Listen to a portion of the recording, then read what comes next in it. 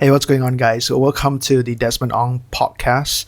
I just want to take this opportunity to do some follow-up and really share a few new thoughts with you, especially during this pandemic and lockdown situation.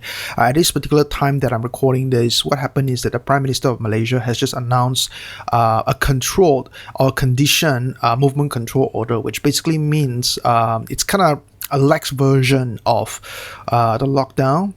People are able to go out now, and more importantly, people are encouraged to social distance. So, I was at the mall yesterday and I see a lot of new things happening. Like, there was a lot of tips, there was a lot of lines, there was a lot of measurement of temperature, and there was a lot of sanitizer and things like that. World is changing and world is adapting, and I think that's quite formidable as for us as a human being to be able to adapt to the situation that we're in right now. So I hope those of you who are listening to this podcast right now, you guys are staying safe, and more importantly, you guys are following the rules, because I'm seeing a lot of people out there that were just trying to be brave and trying to do some crazy things at times like this. I don't know if this is a good time to take risks right now, but for me, I think right now it's really important to set an example and just try to be safe. I think that's the crucial thing. Now, I want to take this opportunity to really discuss something really important, because one of my students actually asked me this really crazy question. I never heard of anyone ask me this question, and I thought it was quite interesting. Literally, he asked me, Desmond, why do you invest in private companies and not public companies? Now, bear in mind, let me just really give you the big distinction between a public company and a private company. Now, a public company is, some people call it PLC, which basically means publicly listed companies. These are companies that are listed on stock exchange. These are huge companies usually. And then we have private companies. These are like your mom and pop, the companies or businesses that you actually most likely shop from, right? When you drove past a commercial area, you drove past a strip mall. These are the business that, basically an average person just open up. It could be a cafe, it could be a boutique shop, it could be a HVAC business. It could be a small factory. It could be a small manufacturing plant. The difference between a public and private company is the fact that public company is obviously listed on stock exchange, but they also have a public financial statements, which is a huge pro, because their financial statements are actually audited.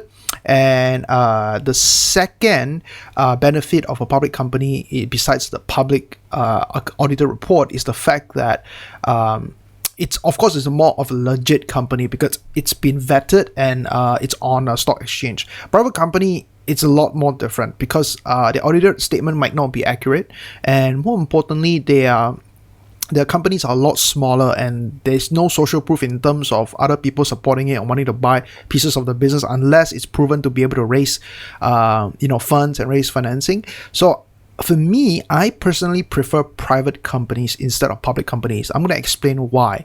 So, you see, public companies is fantastic. A lot of people are able to buy it with just a click of a button, literally on a stock trading website.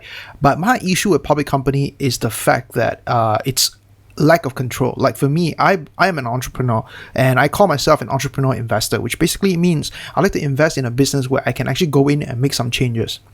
So one of the big things that I'm a big supporter of is the fact that I believe that if you want to be able to make money, I believe that if you want to make sure that your investment is able to pull in a good return, you must be actively and be proactive in terms of being able to change the direction or fate of the company. And that's why I believe that one of the most crucial thing is having control. Like if I buy Disney stocks, which is fantastic, which I absolutely think is a fantastic stock, by the way, the only issue with me with that is that I have no access to talk to the CEO. I have no access to talk to the CEO unless I have a ton of stocks, right? Which is really impossible right now.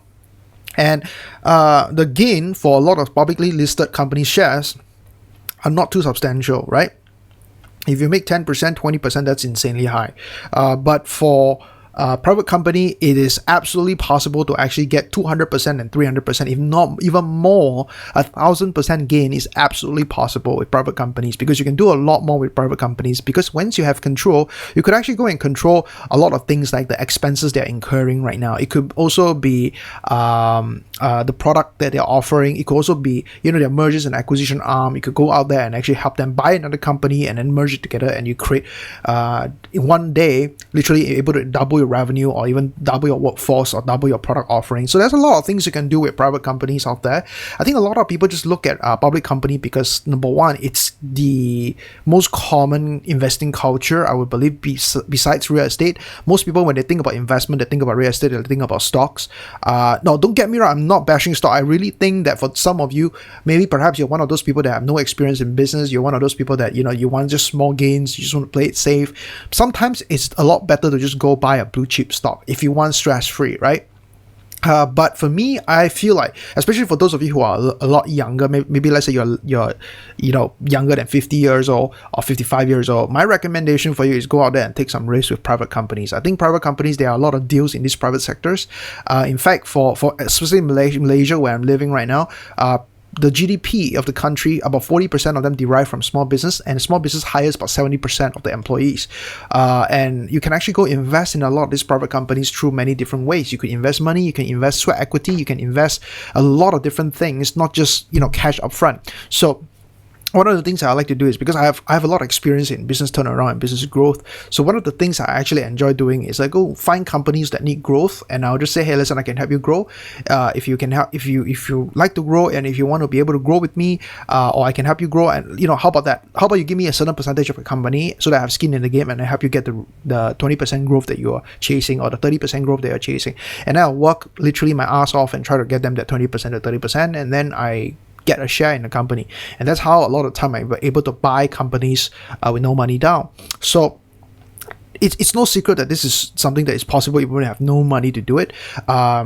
For those of you who follow me, I've learned from so many top gurus when it comes to mergers and acquisition. I've actually been to Dan Penya's Cure Lake seminar in the castle in Scotland as well. So I've got a lot of knowledge in terms of mergers and acquisition, and I truly believe that this is the most possible way to go from zero to hero. Literally, you can start with no money, but with just perseverance and determination, you can actually close deals, private company deals, and be able to get a result. You could actually go into a private company that that's probably suffering right now, or that's probably not doing so well right now. You can go in there and say, hey, listen, I can actually offer some advice. I can actually help you out with marketing. I can help you out with sales. I can help you out with product offering. I can help you out with, even just reducing expenses. I can help you out with many different stuff, right? In exchange, I just want an equity in your company. And many of them will say yes, because remember this, some of these businesses that we're talking to, some of them are not doing so well. Or even if they're doing well right now, some of them are looking for growth. Like there's a company right now that I'm talking to. I can't really disclose too much about the company because we're still in the negotiation phase. But we're looking into a company that makes something that everybody wants to use, let's just say right now, right?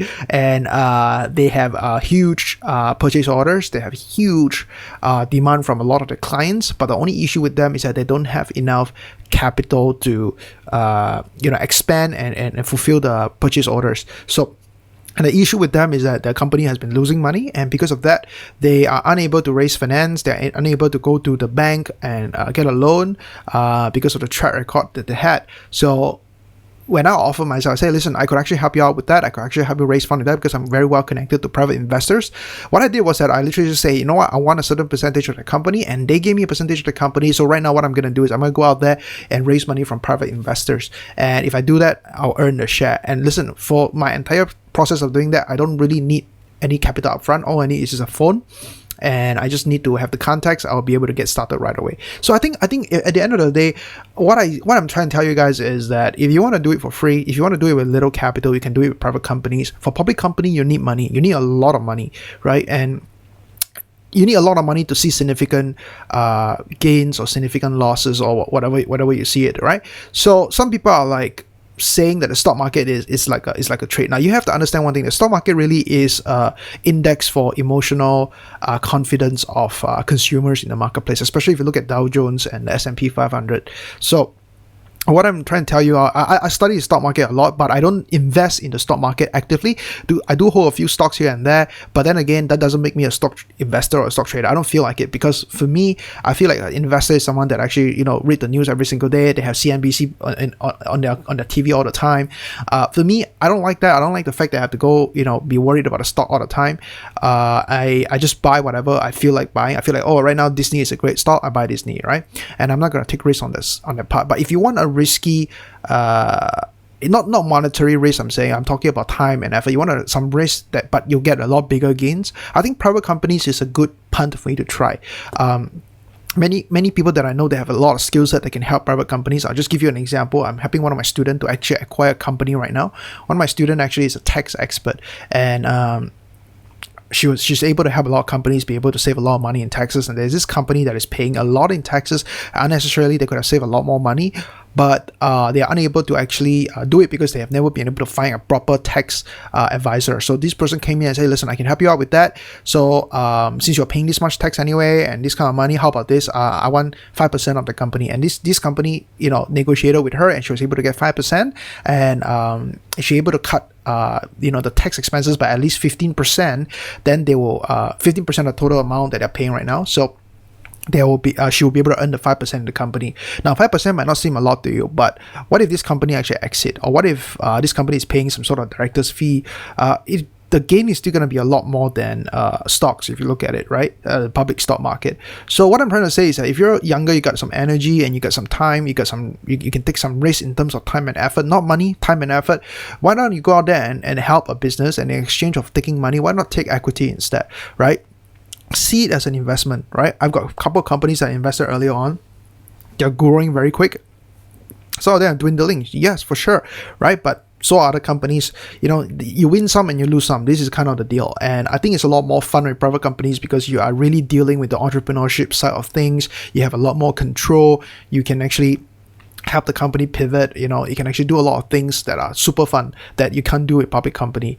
So put your thoughts into this and see how you can actually benefit from this. If you are one of those people that are interested to buy and sell companies, and you want to learn more about this as well, definitely hit me up, because this is my passion. I actually love helping companies. I like to structure deals. I like to structure growth strategies for companies. It's one of my favorite things to do. So if you want to learn more about things like this, let me know. I'll get experts on a call like this, and we'll see how we can help you and give you more value for this show, right? This is Desmond Ong. Make sure you subscribe to the show. Make sure you subscribe to the channel. We're on YouTube. We're on Spotify. We're on Apple Podcasts and Google Podcasts. I think it's going to be amazing. Make sure you write down lots of notes from today's podcast and review it, and I think it's going to benefit you, okay?